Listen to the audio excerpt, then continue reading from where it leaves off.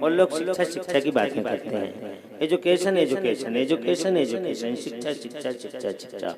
مگر میں اس مختصر تقریر میں آپ کو یہ بتانا چاہوں گا کہ آج پروفیسر صاحب کہہ رہے ہیں شکشا، آج انجینئر صاحب کہہ رہے ہیں شکشا، آج جناب والا لیکچرار صاحب کہہ رہے ہیں شکشا، مگر اس شکشا کو لایا کون؟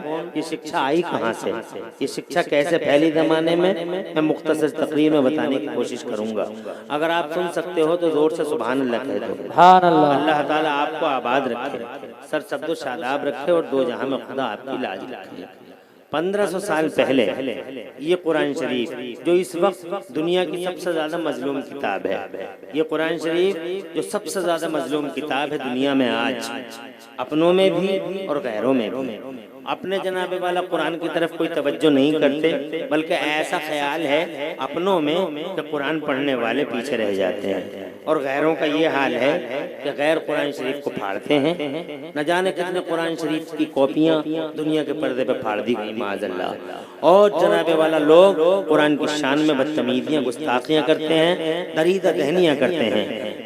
میں نے ایک منحوس عورت کی تصویر وائرل ہوتے پچھلے دنوں دیکھی تھی، وہ جناب والا اس عورت نے قرآن شریف کو پیروں کے نیچے رکھ لیا تھا اور اپنا فوٹو وائرل کرا دیا تھا، اور وہ یہ سمجھ رہی تھی کہ میں نے قرآن کو پیروں کے نیچے رکھ کے ایک بہت بڑا قلعہ فتح کر لیا ہے۔ حضرات محترم، بہرحال قرآن کے ساتھ ظلم ہے، جبر ہے، زیادتی ہے، اتیاچار ہے دنیا کے پردے پہ، اور پھر اپنوں کا حال کسی سے ڈھکا چھپا نہیں ہے۔ آپ قرآن شریف پڑھتے نہیں ہیں، آپ قرآن شریف کو جناب والا اپنے سینوں میں منتقل کرنے کی کوششیں نہیں کرتے، قرآن شریف پڑھنے والوں کا استہزاء کیا جاتا ہے، مذاقیں بنائی جاتی ہیں، قاریوں حافظوں کے ساتھ استہزے ہوتے ہیں ہمارے سماج کے اندر جناب والا، یہ ہم دیکھ رہے ہیں اس سماج میں۔ تو اس سماج میں بھی یہ کتاب جناب والا صرف اس لیے اس کتاب کی افادیت بس اتنی ہے ہمارے سماج میں کہ کوئی مر رہا ہے تو مولانا صاحب کو بلا لو، وہ سورہ یاسین پڑھ کے سنا دے گا، کوئی کسی کو بخار آ گیا ہے تو مولانا صاحب سے کہہ دو، وہ دم کر دے گا، قرآن شریف پڑھ کے آیت دم کر دے گا۔ یہ جناب والا ہمارے سماج کے اندر قرآن شریف کی افادیت اتنی رہ گئی ہے۔ حضرات محترم، مبارک ہیں یہ مدرسے جو قرآن شریف جیسی وراثت کو اگلی نسلوں کے سینوں میں منتقل کرنے کے لیے جد و جہد کر رہے ہیں۔ حضرات، میں اس مختصر تقریر میں یہ بتانا چاہتا ہوں کہ قرآن صرف اسی کام کے لیے نہیں ہے کہ سورہ یاسین پڑھ دی جائے اور بخار والے پہ آیتیں پڑھ کے دم کر دیا جائے، بلکہ قرآن شریف اللہ کی قسم پوری دنیا کے لیے کتاب انقلاب ہے۔ اس کتاب نے، اس قرآن نے پوری دنیا میں ایک انقلاب برپا کیا ہے، ایک کرانتی۔ مصطفیٰ جان رحمت کرانتی کاری ہیں، اور مصطفیٰ نے سماج میں پریورتن جو مصطفیٰ نے ڈیولپمنٹ سماج کے اندر جناب والا اسٹیبلش کیے ہیں، خدا کی قسم ان کی مثالیں قیامت تک نہیں مل سکتی ہیں، اور رہتی دنیا تک مصطفیٰ جان رحمت کے پریورتنوں کو اور مصطفیٰ جان رحمت کی کرانتیوں کو بھلایا نہیں جا سکتا ہے۔ مصطفیٰ جان رحمت نے اس سماج کو زمین سے اٹھا کے آسمان پہ پہنچایا، مرتے ہوئوں کو مصطفیٰ جان رحمت نے زندگی کی خیراتیں بانٹی، لوگوں کے ہاتھوں میں تلواریں رہتی تھیں، ایک دوسرے کو مارتے تھے، مصطفیٰ جان رحمت نے تلواریں ہاتھوں سے چھین کے دشمنوں کو آپس میں دوست بنا ڈالا۔ حضرات محترم، جہنمیوں کو جنت کے راستے پہ لا کے کھڑا کر دیا۔ مصطفیٰ جان رحمت نے لوگوں کو کھانے پینے کے طور طریقے نہیں معلوم تھے، سب سے پہلے دنیا کو اگر کسی نے کھانے پینے کی تمیز تہذیب کسی نے دی تھی تو خدا کی قسم محمد الرسول اللہ نے عطا فرمائی تھی۔ حضرات محترم، آج ان کے کھانے پینے کے طور طریقوں پہ ریسرچیں بھی ہو رہی ہیں، اور جناب والا باقاعدہ ڈاکٹر انکشاف بھی کر رہے ہیں۔ آج 1400 سال پہلے حضور نے جو کلچر دیا تھا، آج جناب والا ان کلچروں کی برانچوں پہ ریسرچیں ہو رہی ہیں، شوध ہو رہے ہیں یونیورسٹیوں میں۔ مثال کے طور پہ 1400 سال پہلے ہمارے مصطفیٰ پیارے صلی اللہ علیہ وسلم نے ارشاد فرمایا تھا، بیٹھ کے کھانا کھایا کرو، بیٹھ کے پانی پیا کرو۔ آج بیٹھ کے کھانے اور بیٹھ کے پانی پینے پر ریسرچیں ہو رہی ہیں۔ حضرات محترم، دنیا کو معلوم ہے کہ یہ محمد کی زبان ہے، ذرا زور سے کہہ دو سبحان اللہ۔ ہزار حکمتیں ہیں اس زبان کے اندر، اسی لیے جناب اپنا ہو یا بیگانہ، ہر ایک کا دل کھینچا چلا جاتا ہے محمد الرسول اللہ کی جانب۔ یہ بظاہر کچھ دریدہ ذہن ہیں جو گستاخیاں کرتے ہیں مگر دل ان کے بھی اجازت نہیں دیتے ہیں۔ حضرات محترم میں یہ کہنا چاہتا ہوں آپ سے 1400 سال پہلے آمنہ کے لال مصطفیٰ پیارے صلی اللہ علیہ وسلم نے جو نظام قائم فرمایا تھا، آج کسی بھی طریقے کا نظام ہو حضرات محترم اس پر ریسرچیں ہو رہی ہیں آج پوری دنیا میں۔ مثال کے طور پہ آج چنڈی گڑھ کے پی جی آئی کے ڈاکٹروں نے یہ انکشاف کر دیا ہے، پی جی آئی کے ڈاکٹروں نے چنڈی گڑھ میں یہ انکشاف اور یہ ریسرچ، میرے پاس اخبار کی کٹنگ موجود ہے، اگر کوئی دیکھنا چاہے تو دیکھ بھی سکتا ہے۔ وہ کہتے ہیں جناب کہ کینسر ان لوگوں کو ہوتا ہے جو کھڑے ہو کے کھانا کھاتے ہیں، کھڑے ہو کے جو لوگ کھانا کھاتے ہیں انہیں کینسر ہو جاتا ہے، انہیں کینسر ہو جاتا ہے۔ آج جناب والا دیکھیں آپ 1400 سال پہلے، خدا کی قسم 1500 سال پہلے دنیا کھڑے ہو کے کھانا کھاتی تھی، جو 1500 سال پہلے کھڑے ہو کے پانی پیا جاتا تھا۔ یہ میرا نبی ہے جس نے جناب والا کھڑے ہو کے کھانے والوں کو، کھڑے ہو کے کھانے والوں کے بیچ میں مصطفیٰ نے بیٹھ کے کھانے کا چلن عام کیا۔ حضرت سعد بن ابی وقاص جیسا مرد مجاہد، سر خیل کارواں مجاہدین، حضرت محترم جب ایران پر انہوں نے اسلام کا جھنڈا لہرایا تھا، حضرت خالد بن ولید کے بعد سیدنا عمر بن خطاب نے حضرت سعد بن ابی وقاص کو وہاں بھیجا، ایران پہ اسلام کا جھنڈا لہرا دیا گیا۔ ایران کے چودھری ہار گئے، ایران کے سورما ہار گئے، ایران کے 36 مارخاں ہار گئے، اور سعد بن ابی وقاص نے ایران پہ اسلام کا جھنڈا لہرا دیا۔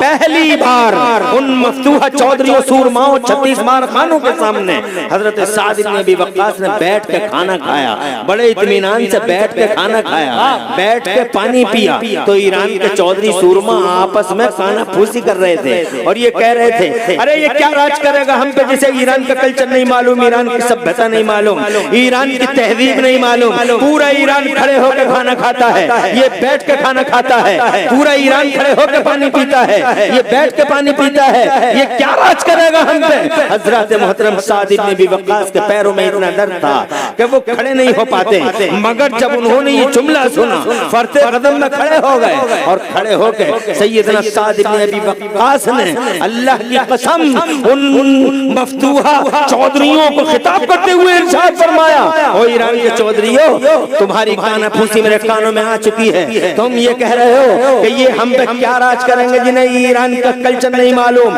ایران کا اتہاس نہیں معلوم، ایران کی سبھیتا نہیں معلوم، ایران میں کھانے پینے کے طور طریقے نہیں معلوم، یہ کیا راج کریں گے۔ سنو ایران کے چودھریوں، ہم ایران میں ایران والوں کا کلچر لینے نہیں آئے، بلکہ سارے ایران کو اپنے محمد رسول اللہ کا کلچر دینے آئے ہیں، آمنہ کے لال کا کلچر دینے آئے ہیں، محمد رسول اللہ کا کلچر دینے آئے ہیں۔ یہ مسلمان کی شان ہے، مسلمان غیروں کا کلچر قبول نہیں کرتا بلکہ غیروں کو محمد رسول اللہ کا کلچر دیا کرتا ہے، مگر آج کے مسلمان کا حال بڑا خراب ہے۔ حضرات محترم غیر تو بلکہ ہمارے شاعر اسلامیہ کے مان سمان میں 2 قدم آگے بھی چل رہے ہیں، اور ہمارے مسلمانوں نے تو حال اللہ کی پناہ اتنا ابتر کر رکھا ہے، اتنا ابتر کر رکھا ہے۔ مثال کے طور پہ گاندھی جی کہتے ہیں I learned from Hussein how to achieve victory while being oppressed۔ Gandhi جی کہتے ہیں میں نے امام حسین سے یہ سیکھا ہے کہ مظلوم ہو کر بھی جنگ جیتی جا سکتی ہے، مگر آپ نے امام حسین سے کیا سیکھا ہے؟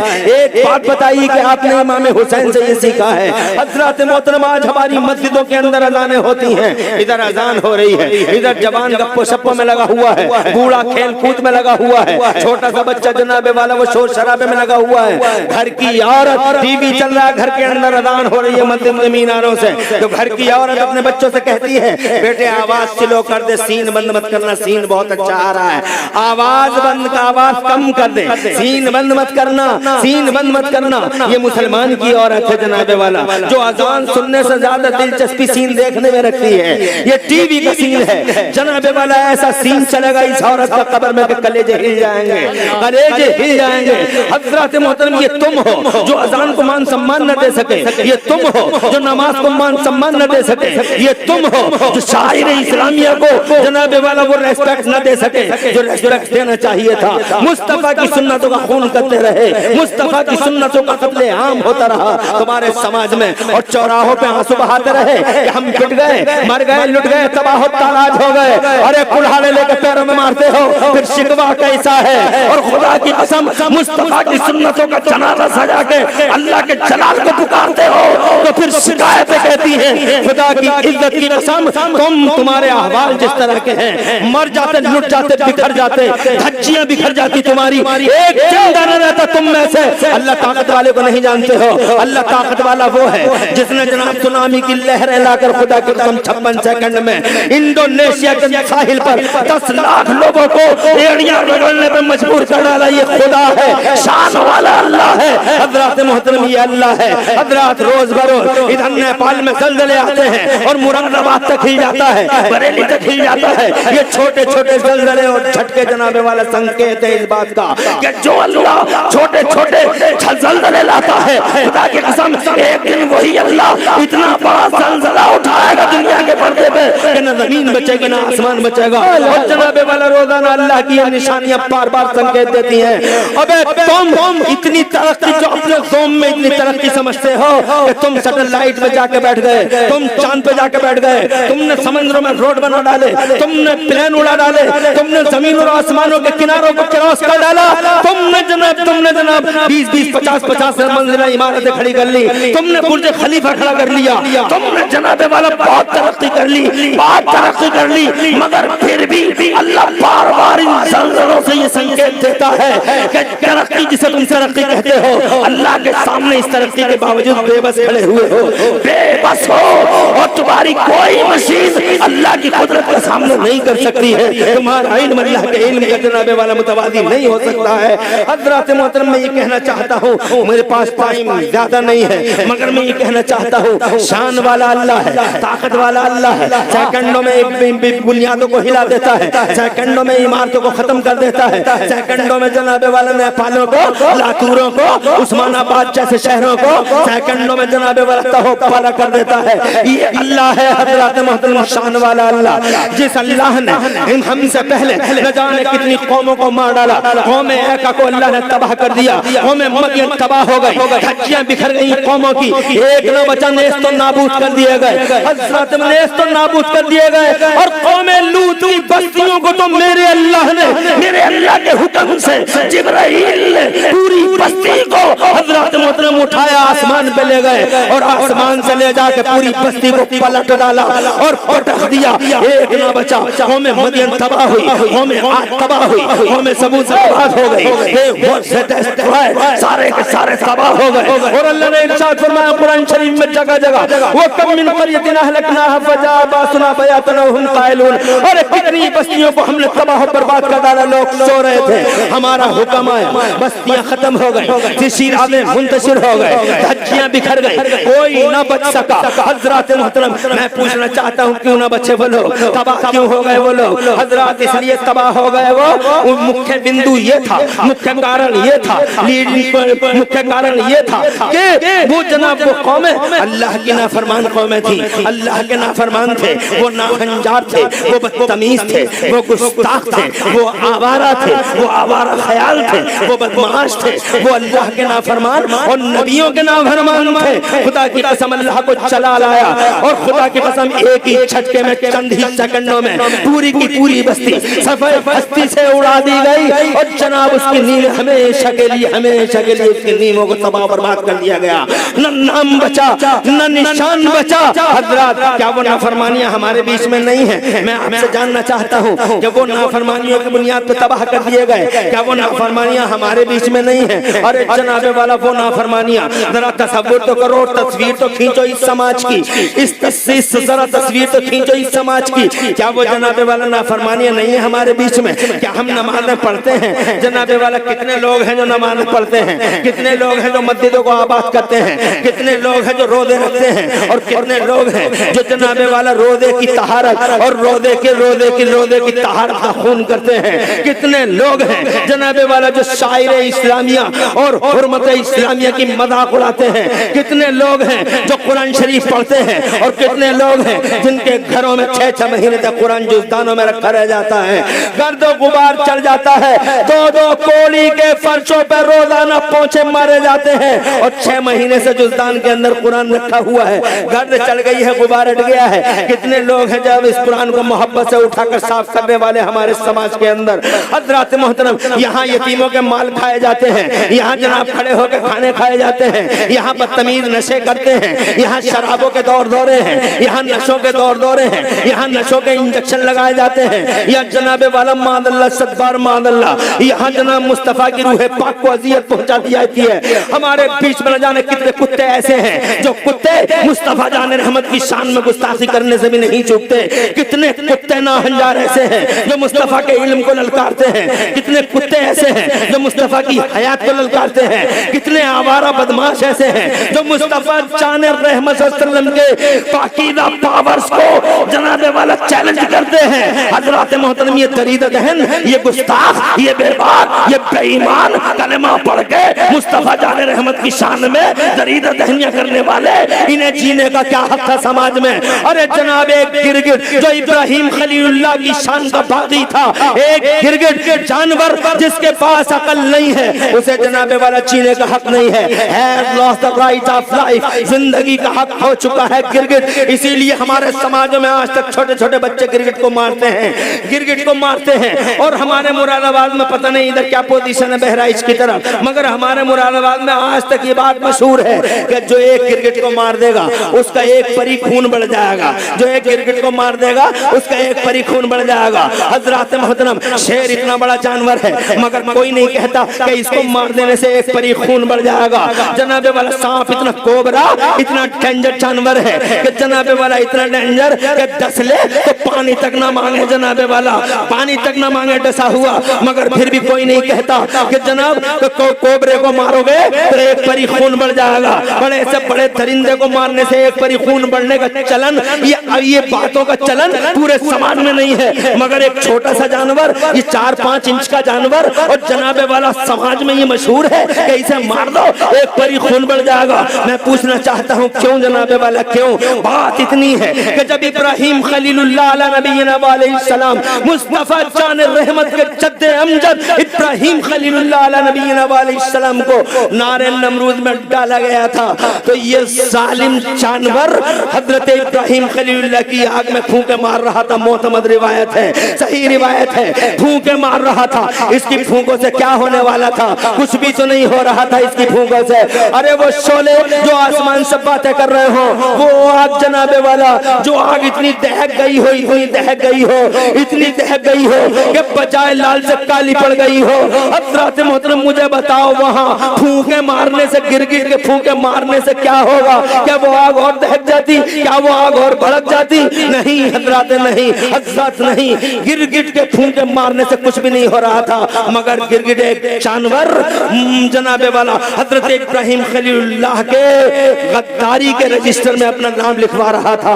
2 جانور تھے وہاں، ایک مینڈک تھا، ایک گرگٹ تھا۔ مینڈک جناب والا وفاداری کے رجسٹر میں نام لکھوا رہا تھا اور گرگٹ غداری کے رجسٹر میں نام لکھوا رہا تھا، اور جناب والا غدار تھا گرگٹ۔ آج تک جناب والا مشہور ہے زمانے میں، جو ایک گرگٹ کو مار دے گا ایک پری خون بڑھ جائے گا، غدار ہے ابراہیم خلیل اللہ کا۔ حضرات محترم یاد رکھیں، آگے بڑھنے سے پہلے کہنا چاہتا ہوں، گرگٹ غدار ہے، جینے کا حق نہیں ہے، کوبرا غدار نہیں ہے، سانپ غدار نہیں ہے میرے نبی کا، اور کسی نبی کا غدار نہیں ہے، بلکہ سانپ تو اتنا بڑا وفادار ہے کہ مصطفیٰ کے چہرے کی زیارت کرنے کے لیے غار میں بیٹھ گیا تھا اور اسے جناب مجبوراً صدیق اکبر کے انگوٹھے میں ڈسنا پڑا۔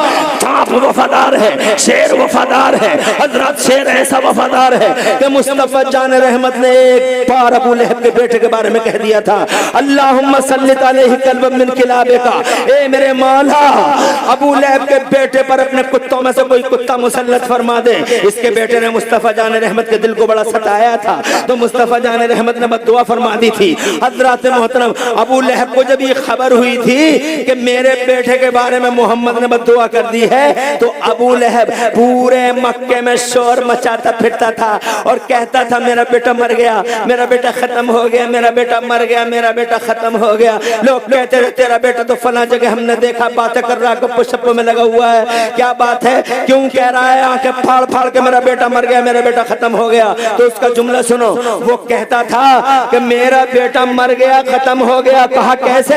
कहा मोहम्मद की ज़बान से निकल गया है। और मोहम्मद की ज़बान ऐसी है, आधी रात में अगर दिन कह दे तो बीच रात में सूरज निकल आए, और आधे दिन में अगर रात कह दे तो बीच दिन में दुनिया को तारे नजर आ जाए। ये मोहम्मद की ज़बान, जोर से कह दो सुभान अल्लाह, और तड़प के कह दो सुभान अल्लाह। ये मोहम्मद की ज़बान है। हज़रत मोहतरम उसकी हिफाजत होने लगी, उसकी रक्षा और सुरक्षा के दायरे वसी से वसी तर कर दिए गए।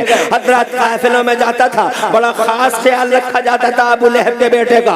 एक जगह काफिला गया हुआ था और जनाबे वाला उस काफिले में बीचों बीच में अबू लहब के बेटे को सुलाया गया और उसके ऊपर सामान भी रख दिया गया। जंगल से एक शेर निकला, उस शेर ने सोने वाले हर आदमी का चेहरा सूंघना शुरू कर दिया। चेहरा सूंघता था, हट जाता था, चेहरा सूंघता था, हट जाता था, जनाबे वाला मुंह के करीब आता था और हट जाता था। और बिल आखिर बीचों बीच में जहां अबू लहब का बेटा सोया हुआ था वहां सामान रखा हुआ था, सामान के नीचे अबू लहब का बेटा था। सामान एक तरफ कर दिया शेर ने, और जनाब जब शेर को सबने देखा तो आहिस्ता से सारे के सारे कान बंद कर गए और आंखें बंद करके ऐसे ही सो गए। सोने के ड्रामे कर रहे थे और जनाब कोई सो नहीं रहा था, मगर सब आंखों से देख रहे थे। सामान हटाया शेर ने और उसके